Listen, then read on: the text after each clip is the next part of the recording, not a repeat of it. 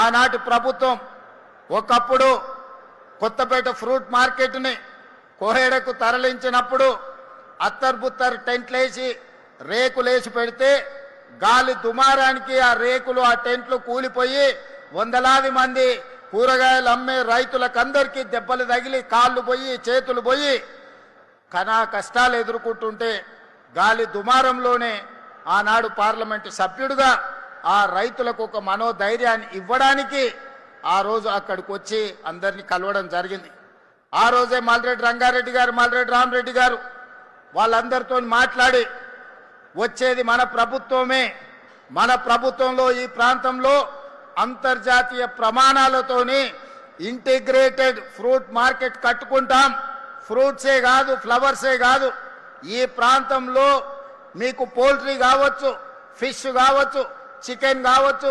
Mutton కావచ్చు, పాలు కావచ్చు, కూరగాయలు కావచ్చు, ఏమి కావాలన్నా నగరం నుంచే కాదు రాష్ట్రం నలుమూలల నుంచి ఎవరి ఇంట్లో పెళ్లున్నా ఎవరి ఇంట్లో పండగ ఉన్నా ఏమి కొనాలన్నా ఇక్కడికి వస్తే అన్ని అందుబాటులో ఉండే విధంగా ఈనాడు 240 ఎకరాలలో 2400 కోట్ల రూపాయలు వెచ్చించి అంతర్జాతీయ స్థాయిలో ఈ రోజు కోహెడా ఫ్రూట్ మార్కెట్ను మనం ప్రారంభించుకుంటున్నామని చెప్పడానికి నేను సంతోషపడుతున్నా. మిత్రులారా, ఏ విధంగా అయితే అంతర్జాతీయ ఎయిర్పోర్ట్ శంషాబాద్లో మనకు అంతర్జాతీయ గుర్తింపు తెచ్చిందో, అంతర్జాతీయ ఎయిర్పోర్ట్ తర్వాత వివిధ రాష్ట్రాలలోనే కాదు వివిధ దేశాలలో మన గుర్తింపు, మన గౌరవాన్ని